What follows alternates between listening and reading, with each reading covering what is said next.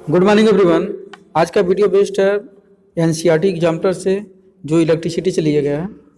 तो शुरू करते हैं। जो आज का फर्स्ट क्वेश्चन है, find out the following in the electric circuit given in the figure. यहाँ से जो फर्स्ट क्वेश्चन दिया गया है, effective resistance of 8 omega register in the combination. यहाँ से जो फर्स्ट क्वेश्चन है, effective resistance of 8 omega register in the combination. तो 8 ओमेगा रजिस्टर आपको दिया गया है। सर्किट में देखते हैं तो यहाँ पे 8 ओमेगा रजिस्टर दो जगह दिया गया है, और 8 ओमेगा रजिस्टर का जो कॉम्बिनेशन है वो क्या है, पैरेलल कॉम्बिनेशन। तो इफेक्टिव रेजिस्टेंस, तो पैरेलल कॉम्बिनेशन के लिए हमने पढ़ा कि जो अगर जो दो रेजिस्टेंस हैं R1 और R2, तो यहाँ से जो अगर जो दोनों रेजिस्टेंस पैरेलल कॉम्बिनेशन में है तो जो इनका इफेक्टिव रेजिस्टेंस होता है 1/R equal to 1/R1 plus 1/R2। तो यहाँ से जो इनका कॉम्बिनेशन होगा,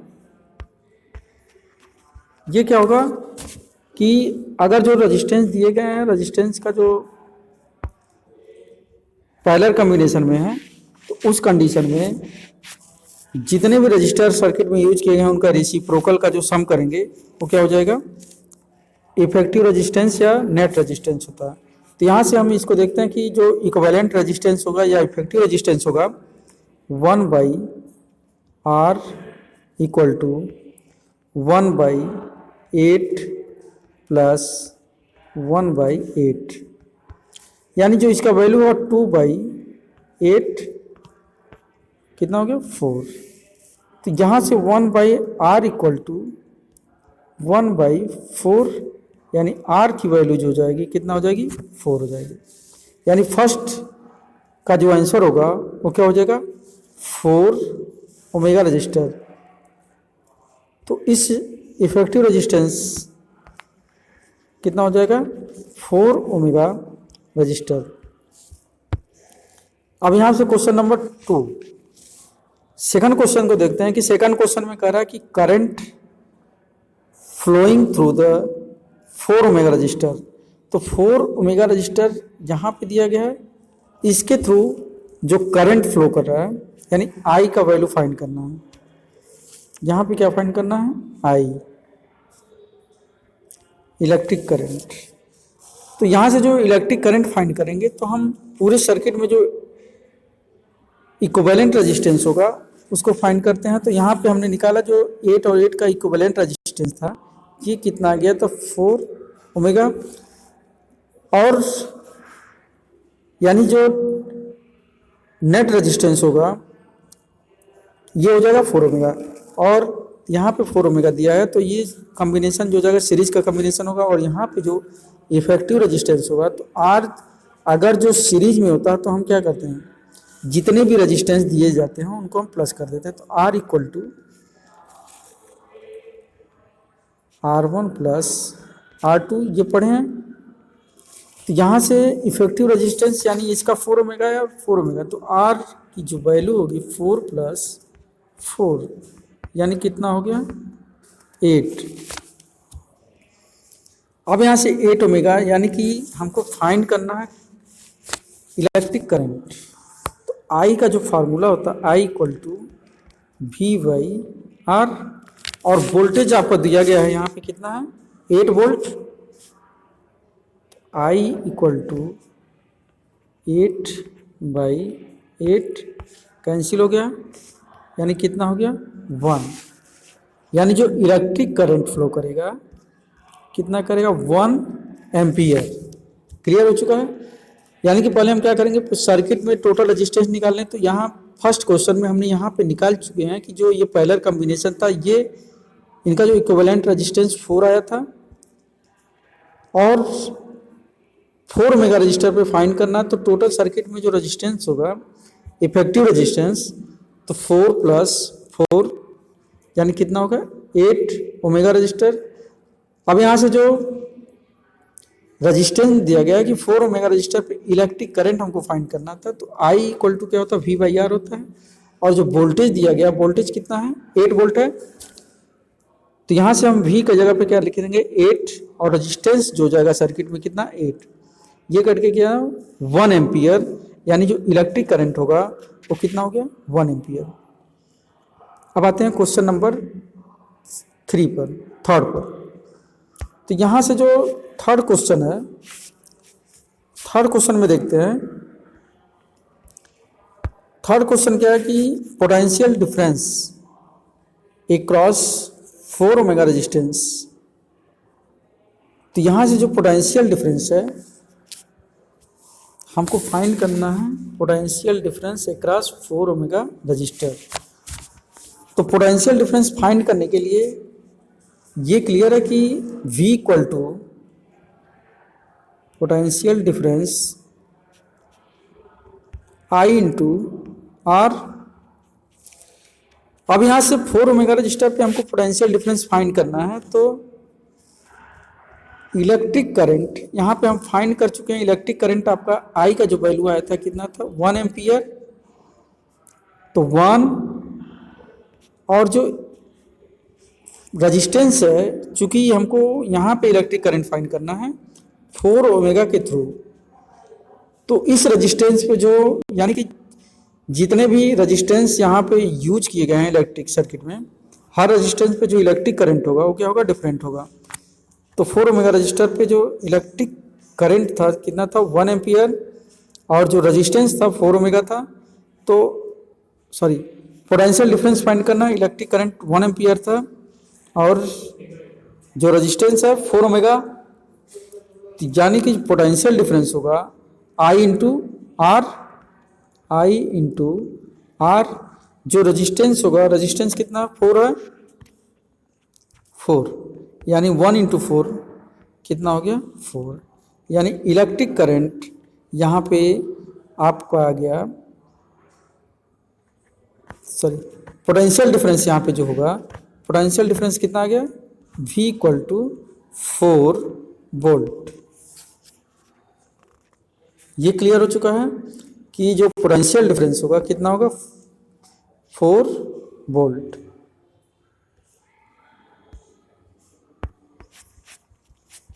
अब आते हैं नेक्स्ट क्वेश्चन है, power dissipated in 4 omega resistor.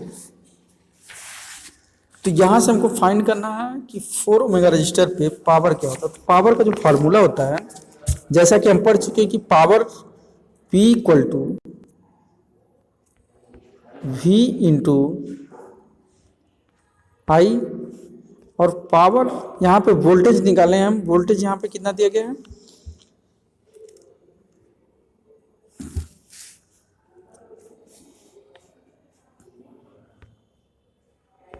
तो यहाँ से जो VI होता है यानी I स्क्वायर R। अब I का जो वैल्यू कितना 1 है, तो 1 का स्क्वायर जब करेंगे तो 1, और R जो है रजिस्टेंस कितना 4 ओमेगा पे निकालना, तो 1 इंटू 4 यानी कितना हो गया, 4 वाट। यानी कि D वाला जो है आंसर हो गया 4 वाट। तो यहाँ से power dissipated in 4 omega resistor, तो P equal to V into I, यानी I स्क्वायर R होता है, और I का वैल्यू 1 है, और रजिस्टेंस जो है 4, यानी कि 4 वाट हो गया। अब यहाँ पे जो नेक्स्ट क्वेश्चन, अगला क्वेश्चन है, देखते हैं उसको। नेक्स्ट क्वेश्चन में difference in ammeter reading if any. यहाँ से जो अमीटर है, 2 अमीटर यानी कि A1 और A2, और ये अमीटर जो है ये कनेक्टेड है सीरीज में, यानी कि अमीटर A1 और A2 ये दोनों सीरीज में कनेक्ट है। सर्किट में जो है इनका जो कॉम्बिनेशन है सीरीज में है। तो यहाँ पे जो अमीटर हैं ये जो रीडिंग देंगे, ये रीडिंग क्या होंगे, सेम होंगे। और जो सेम रीडिंग होगा तो इनके बीच कोई डिफरेंस नहीं होगा। एमीटर के बीच क्या होगा, डिफरेंस नहीं होगा, यानी कि जो डिफरेंस होगा, डिफरेंस कितना हो जाएगा, जीरो। तो यानी कि जो एमीटर की रीडिंग है वो क्या है, सेम है। तो difference in ammeter reading if any, यानी कि जो डिफरेंस होगा एमीटर का क्या होगा, जीरो होगा। क्यों होगा कि ये सीरीज कॉम्बिनेशन सीरीज में है एमीटर, यानी कि जो रीडिंग देंगे वो क्या देंगे, सेम देंगे। क्लियर है। तो इस तरह के ये क्वेश्चन आपका जो है क्लियर हो चुका है। अब चलते हैं नेक्स्ट क्वेश्चन पर। तो नेक्स्ट क्वेश्चन, यहाँ पे नेक्स्ट क्वेश्चन है 3 omega resistor A B C connected as shown in figure. Each of them dissipate energy and can withstand a maximum power of 18 watt without melting. Find the maximum current that can flow through the three resistors. तो यहाँ पे जो R दिया गया है ये 2 omega और जो B पॉइंट है ये C है और ये B। यहाँ पे जो रेजिस्टेंस है 2 और यहाँ पे भी 2, ठीक है ना। और जो इलेक्ट्रिक करंट I फ्लो कर रहा है, ठीक है ना। और ये पॉइंट A। अब इससे क्लियर हो चुका है कि पॉइंट A, पॉइंट B और पॉइंट C। तो यहाँ पे जो कनेक्ट किया गया है तो कह रहा है कि 3 omega resistor A B C, यानी ए पे 2 ओमेगा रजिस्टर है, बी पे भी 2 और सी पे 2 omega resistor. Each of them dissipate energy and can withstand a maximum power of 18 watt without melting. Find the maximum current that can flow through the 3 resistors. तो यहाँ पे जो separate 2 omega resistance है, यानी कि ये 2 omega resistance जो separate है ये कंटेन, यानी कि यहाँ पे जो इलेक्ट्रिक करंट होगा ये ग्रेटर होगा पॉइंट बी और सी से, क्योंकि ये आपका जो है इलेक्ट्रिक करंट जो फ्लो हो रहा है, फ्लो होने के बाद इस सर्किट में हम देखते हैं कि सर्किट में जो होगा, सर्किट में देखते हैं कि इस सर्किट में ये पॉइंट ए है, बी और ये पॉइंट सी, सब जगह 2 ओमेगा रजिस्टर है, ठीक ना। अब ये चूंकि यहाँ पे इलेक्ट्रिक करंट जो फ्लो हो रहा है तो फ्लो होने के बाद यहाँ से जो रूट डाइवर्जन है, यानी कि एक इधर जा रहा है और एक इधर, तो पॉइंट बी पे और पॉइंट सी पे ये क्या हो रहा है, इलेक्ट्रिक करंट डिवाइड हो रहा है। तो यानी कि जो पॉइंट ए पे इलेक्ट्रिक करंट फ्लो होगा वो मैक्सिमम यानी ग्रेटर करंट होगा किसकी अपेक्षा, बी और सी, इन दोनों रेजिस्टेंस के ग्रेटर होगा। तो यानी कि यहाँ पे जो मैक्सिमम पावर होगा,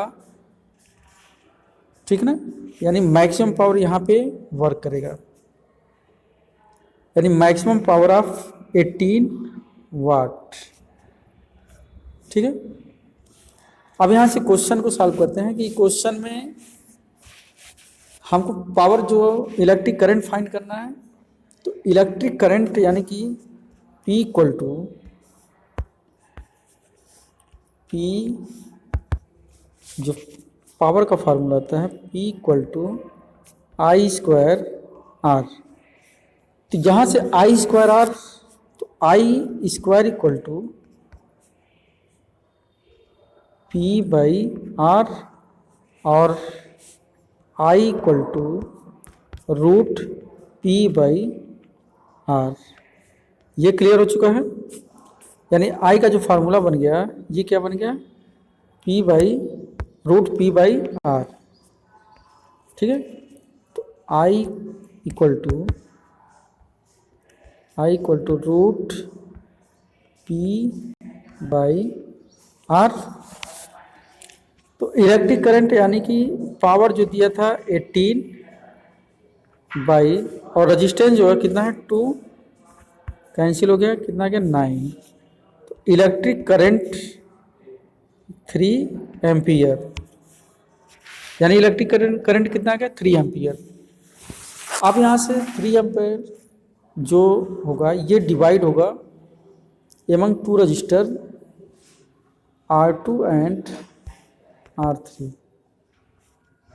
यानी 2 रजिस्टर जो डिवाइड होगा, यानी यहाँ पे क्लियर हो चुका है कि 2 पे पॉइंट ए पे ये बी था आपका और ये सी, तो यानी इलेक्ट्रिक करंट इस पे जो है कितना आ गया 3 एम्पियर। अब ये 3 एम्पियर से ही डिवाइड इधर होगा बी पे और सी पे, तो यहाँ पे जो इलेक्ट्रिक करंट होगा 3 एम्पियर को डिवाइड करेंगे बी और पॉइंट बी और सी पर, यानी कि अगर जो इलेक्ट्रिक करंट आई है तो ये I2 और I3 हो गया I1।